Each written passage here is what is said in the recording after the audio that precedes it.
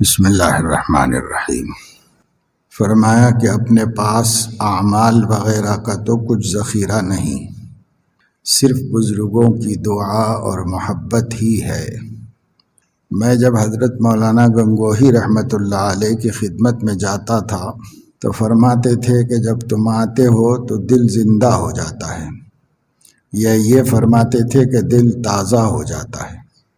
اپنے بزرگوں کا محبت کرنا، خوش رہنا خدا کی ایک بہت بڑی نعمت ہے، اس کا ہر شخص کو اہتمام رکھنا چاہیے۔ فرمایا کہ صوفیہ کے جو علوم کشفیہ ہیں وہ ان احکام کے سامنے جو بذریعہ وحی کے پہنچے ہیں کوئی حقیقت نہیں رکھتے، یعنی شرعی احکام کے سامنے مشائخ کے کشفی احکام کوئی حقیقت نہیں رکھتے۔ ان احکام کو چھوڑ کر کشفیات میں خوض کرنا، یعنی اسی میں غور کرنا اور اس کے پیچھے پڑے رہنا نہایت مضر ہے۔ مثلا وحدت الوجود ہی کا مسئلہ ہے، یا ایسے ہی مسائل میں بلا ضرورت ان کی تقریر کرنا، یعنی ان کی تفصیل بیان کرنا خصوصاً عوام کے سامنے سخت مضر ہے۔ اسی کو مولانا روم فرماتے ہیں، ظالم قومے کے چشمہ دوختند، اسخنہا عالم راسوختند، یعنی وہ لوگ بہت ظالم ہیں جو اپنی باتوں سے ایک بڑی تعداد کو لوگوں کے ختم کر دیتے ہیں، گمراہ کر دیتے ہیں۔ ان کو تو جس حالت ابہام پر ہیں ایسے ہی رہنے دینا چاہیے۔ حضرت عمر فاروق رضی اللہ عنہ کا قول ہے، ابہموا ما ابہم اللہ تعالی، جس چیز کو خدا نے مبہم رکھا ہے تم بھی مبہم رکھو۔ بڑی حکمت کی بات ارشاد فرمائی، مگر اس کے برعکس آج کل ان مسائل میں بڑے غلو سے کام لیا جا رہا ہے۔ جو فعل سبب ہو معصیت سے بچنے کا اس پر بھی اجر ہوتا ہے، یعنی گناہ سے بچنے کے لیے جو کام کرنا پڑتا ہے اس پر بھی ثواب ملتا ہے۔ حضور صلی اللہ علیہ وسلم نے فرمایا کہ جو شخص اپنی بیوی سے ہم بستر ہوتا ہے اس کو ثواب ملتا ہے۔ عرض کیا گیا، یا رسول اللہ اس میں ثواب کی کیا بات ہے؟ فرمایا کہ اگر برے کام میں لگتا تو گناہ نہ ہوتا، اب برے کام سے بچا تو ثواب ملنے کا، مگر عوام ایسی باتوں کو نہیں سمجھتے، یعنی عوام یہ نہیں سمجھتے کہ یہ بھی نیکی ہو سکتی ہے، اس پر بھی اجر ملتا ہے، عوام کے ایسے سمجھ میں نہیں آتا۔ کانپور کے ایک شخص شاعر یہاں آئے تھے، انہوں نے یہاں سے جا کر ایک رسالہ بطور سفر نامہ کے لکھا تھا۔ اس میں یہ بھی لکھا تھا کہ جو تہذیب ہم نے ساری عمر کی کوشش میں حاصل کی تھی وہ وہاں جا کر بد تہذیبی ثابت ہوئی، یعنی عرفی تہذیب، جسے عرف میں لوگ اخلاق سمجھتے ہیں، حقیقی اخلاق سے بے خبر ہیں، جانتے ہی نہیں۔ تو اب یہ پڑھے لکھے لوگ تھے، مہذب تھے، شاعر تھے، لیکن عرفی اخلاق ہی جانتے تھے۔ وہاں گئے تھانہ بھون تو وہاں پر حقیقی اخلاق کا پتہ چلا، اس کی گرفت، اس کی پکڑ دھکڑ، اس پر تنبیہ، اس کی جانب توجہ دلانا، اس کو جب دیکھا تو ان کو سمجھ میں آیا کہ جو تہذیب ہم نے ساری عمر کی کوشش میں حاصل کی تھی وہ وہاں جا کر بد تہذیبی ثابت ہوئی۔ تہذیب کیا ہے جب معلوم ہوا تو جو عرف میں روایتی تہذیب ہوتی ہے، بس تکلف کو تہذیب سمجھتے ہیں لوگ ایسے۔ لیکن حضرت تھانوی رحمۃ اللہ علیہ جس چیز کی طرف ہمیشہ توجہ دلاتے رہتے تھے وہ انسانیت ہے، تو وہاں ان کو پتہ چلا کہ اہل دنیا کی تہذیب حقیقی تہذیب نہیں ہے، اگرچہ کہ اس میں بھی بہت سی اچھی باتیں ہوتی ہیں، لیکن اصل تہذیب خلق محمدی میں ہے۔ فرمایا کہ عارفین کا مذاق ہی جدا ہوتا ہے، وہ مذاق غیر عارف کی سمجھ میں ہی آنا مشکل ہے۔ یہ حضرات نہ فقر کو چھپاویں، نہ نقائص کو چھپاویں، نہ عبادت کو چھپاویں۔ غیر عارف کے نزدیک تو عبادت کا ظاہر کرنا ریا ہے، اور عارفین کے نزدیک قصداً اخفاء عبادت بھی ریا ہے، یعنی جان بوجھ کے عبادت کو چھپانا یہ بھی ریا ہے۔ یہ بھی تو ایک بزرگی بتانا ہی ہے، اور کیا ہے، تو یہ بھی ریا ہے۔ کیونکہ اگر سب ما سوا نظر سے غائب ہوتے تو یہ بات ہی کیوں قلب میں پیدا ہوتی کہ کوئی دیکھ نہ لے؟ یعنی جب اس بندے کے ذہن میں صرف اللہ ہے، تو اب دوسروں کا اس کو فکر ہی کیا ہے؟ دیکھے نہ دیکھے، رہے نہ رہیں، اس کو کوئی غم ہی اس کا نہیں ہے۔ اسی یہ نظر تو غیر اللہ پر ہوتی ہے، سو عارف کی نظر میں سب ایسے ہوتے ہیں جیسے مسجد کے لوٹے، مسجد کے لوٹے، چٹائی وغیرہ اگر یہ ہوں تو کون ان کے سامنے عبادت کو چھپائے گا؟ یہ سمجھے گا کہ بھائی مسجد میں کوئی بھی نہیں ہے، صرف لوٹے ہیں، چٹائی ہیں، دیواریں ہیں، بس اب عبادت کرو اللہ کے لیے ہو۔ تو جیسے ان کی نظر میں مسجد کے لوٹے چٹائی ہیں، عارف کی نظر میں پوری مخلوق اسی ہے۔ لہذا عارف جو ہے کسی کے دیکھنے کی پرواہ ہے نہ دیکھنے کا اہتمام ہے، کچھ نہیں ہے، اپنا کام کر رہے ہیں، بس اللہ کو دکھا رہے ہیں، اللہ سامنے ہے، اللہ کے لیے کر رہے ہیں، یہ ہوتا ہے۔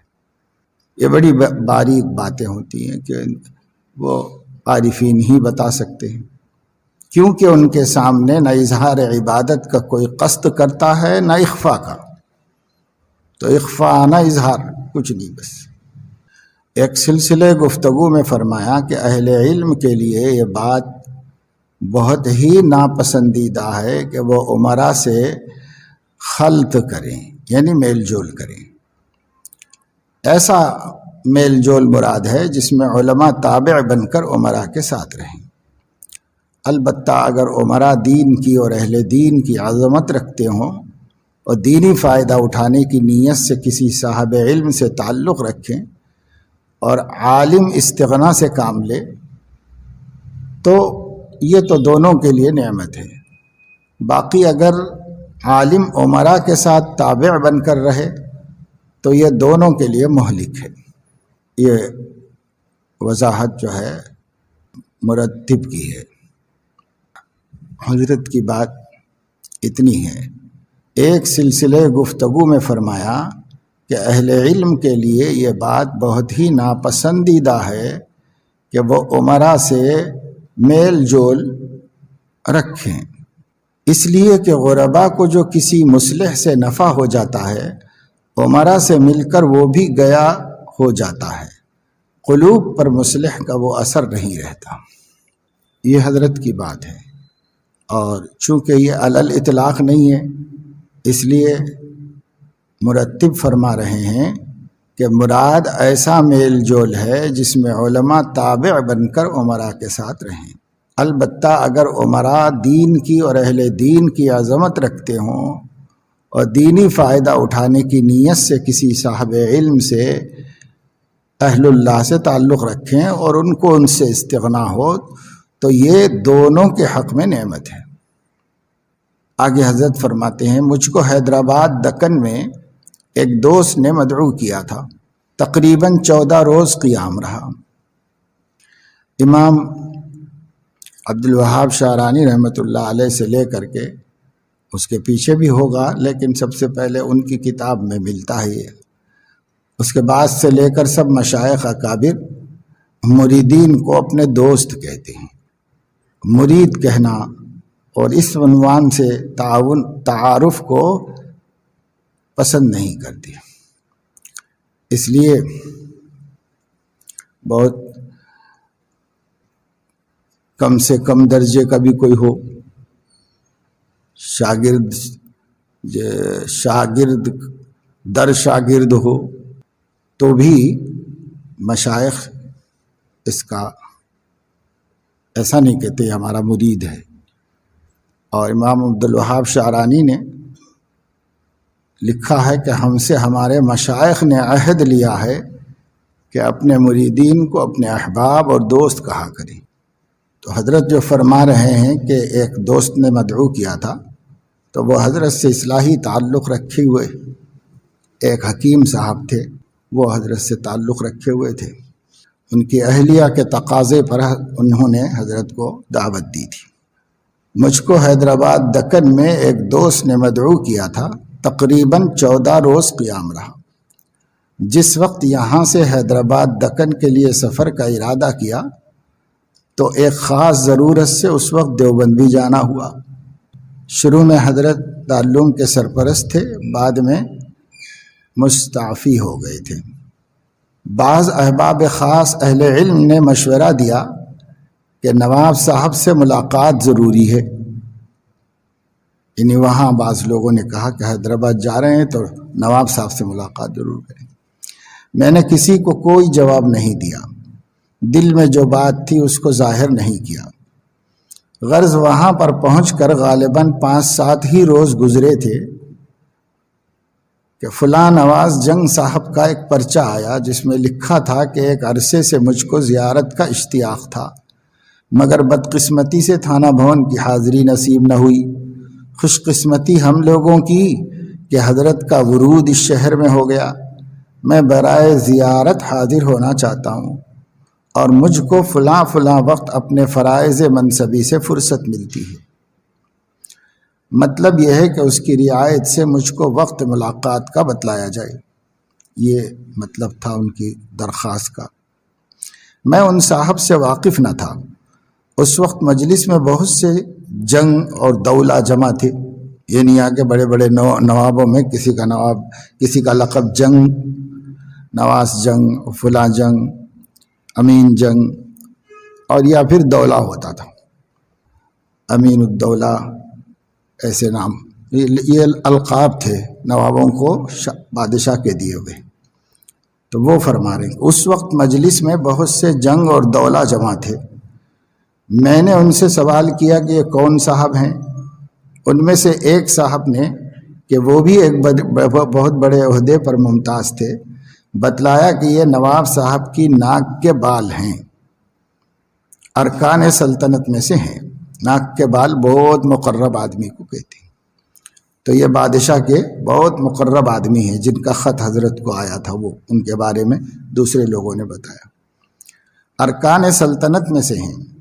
میں نے اس پرچے کے جواب میں لکھا کہ آپ کے پرچے کے مضمون کو پڑھ کر بے حد مسرت ہوئی، اس لیے کہ آپ کے دل میں دین اور اہل دین کی عظمت و محبت ہے، مگر نیچے کی سطر پڑھ کر افسوس کی بھی کوئی حد باقی نہیں رہی، اس لیے کہ اس میں فہم سے کام نہیں لیا گیا۔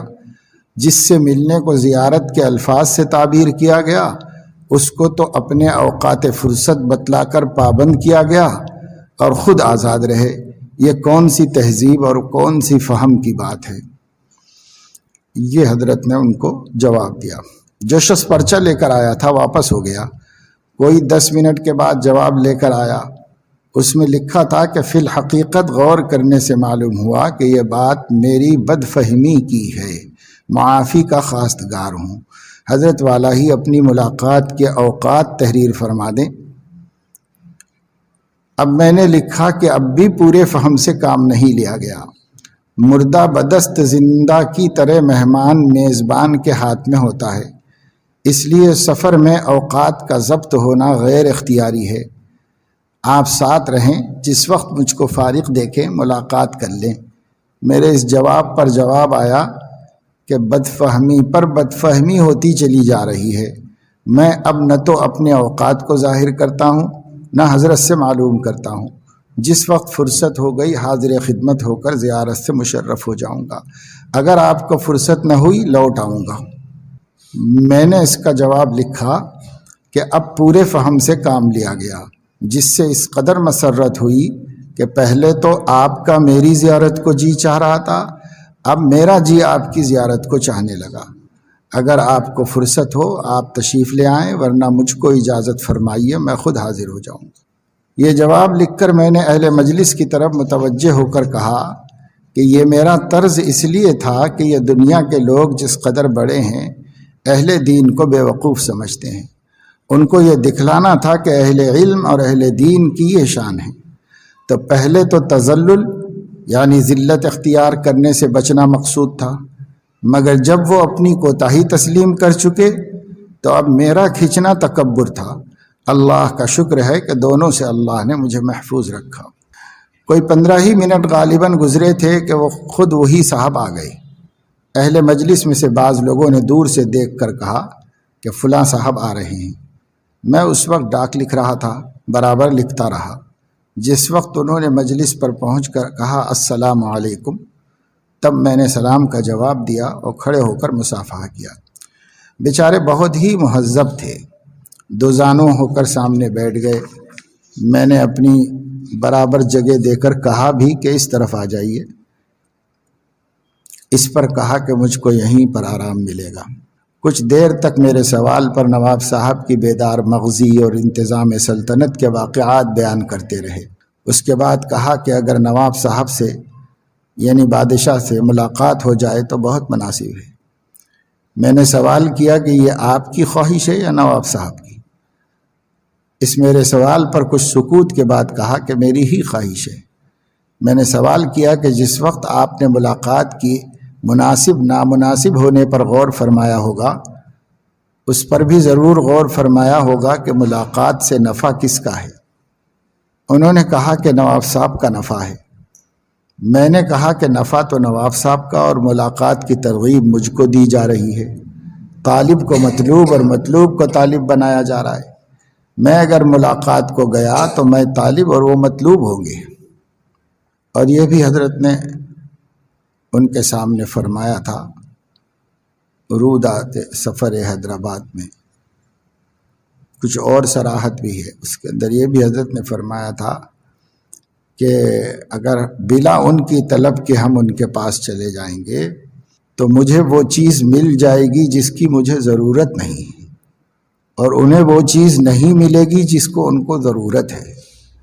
یعنی وہ کوئی نذرانہ وغیرہ قیمتی تحفہ پیش کر دیں گے مگر مجھے اس کی ضرورت نہیں ہے، اور میں ان کو دین نہیں پہنچا سکوں گا حالانکہ ان کو اس کی ضرورت ہے۔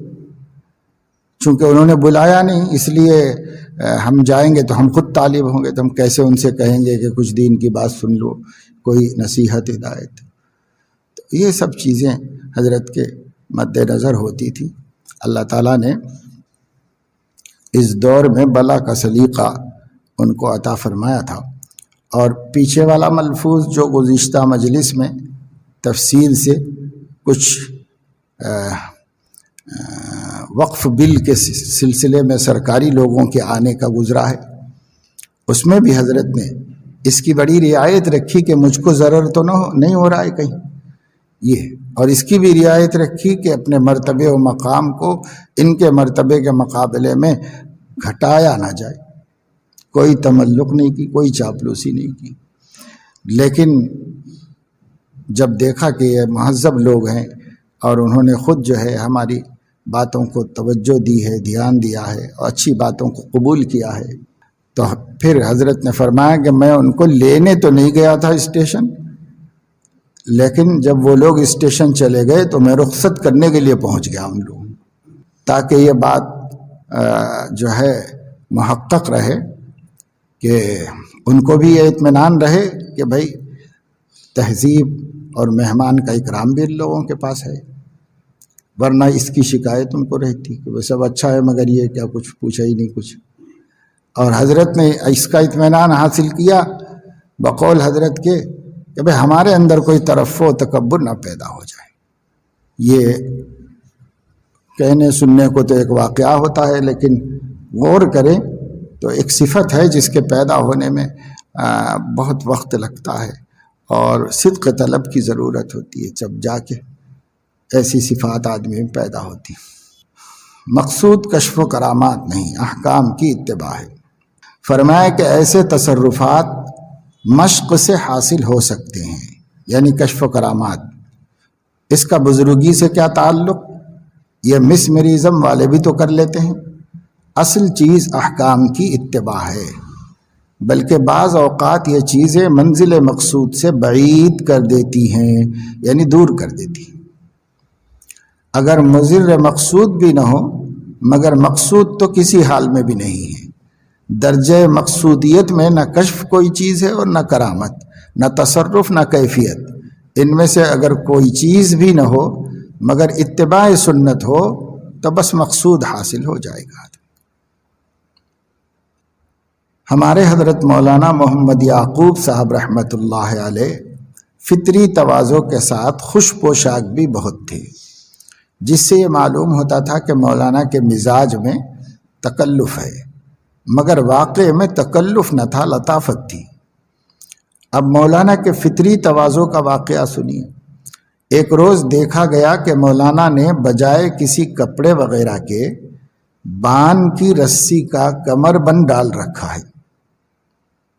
بان کی رسی نہیں، پلنگ پہلے بنتے تھے رسی سے، پلنگ کو بن کے پلنگ بناتے تھے، چوکھٹے پہ رسی بنتے تھے، اس کو بان کی رسی کہتے۔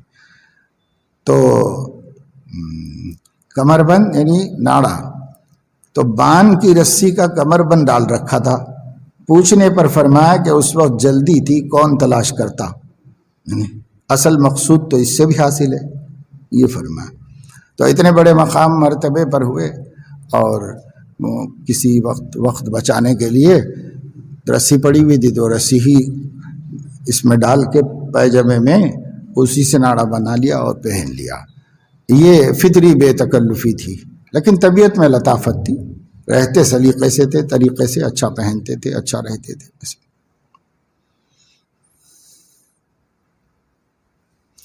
حضرت مولانا گنگوہی رحمۃ اللہ علیہ کے مزاج میں بے حد لطافت تھی، ہر لطیف چیز پسند تھی، مگر فطری تواضع کی یہ کیفیت تھی کہ ایک مرتبہ حضرت مولانا محمد یعقوب رحمۃ اللہ علیہ پیدل سفر کر کے گنگوہ پہنچے۔